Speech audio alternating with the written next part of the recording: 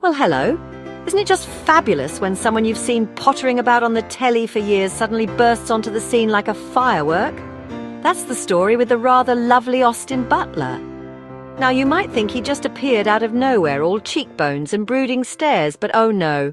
His journey started way back. He was just a lad from sunny Anaheim, California, who stumbled into acting.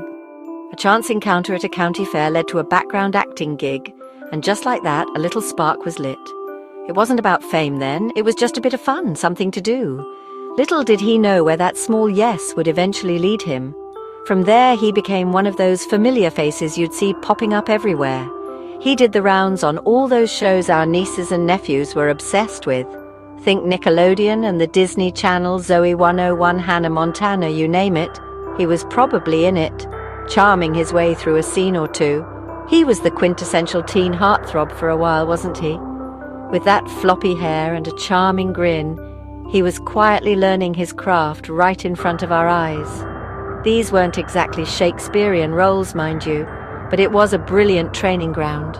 He was working, he was learning lines, and he was getting comfortable in front of a camera.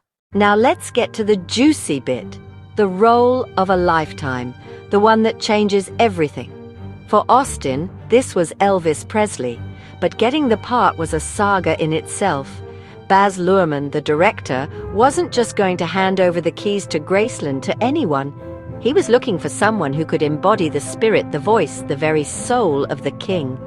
The biggest names in Hollywood were all vying for it. Harry Styles, Ansel Elgort, Miles Teller. The competition was absolutely fierce. It felt like every handsome young man with a guitar was in the running. For Austin, it was more than just another audition. It felt like destiny calling. His approach to the audition was, frankly, a bit mad, but in the most brilliant way. He didn't just learn a few Elvis songs. He went all in. He became obsessed. He turned his apartment into a shrine to Elvis, with pictures, timelines plastered everywhere. He sat down at his piano, dressed in a bathrobe, and filmed himself singing Unchained Melody. He wasn't performing as Elvis. He was singing from a place of genuine heartbreak. Winning the role was one thing, but the transformation that followed was something else entirely. It was an absolutely Herculean task.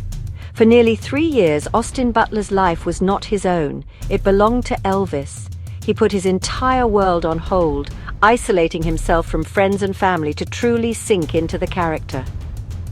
He worked with voice coaches, singing coaches, movement coaches. He didn't just want to mimic the voice, he wanted to find his voice within Elvis's. He spent countless hours singing, trying to match the King's famous baritone, and discovering how it evolved over the decades.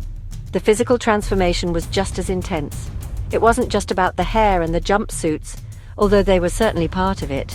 He had to embody Elvis's electrifying stage presence.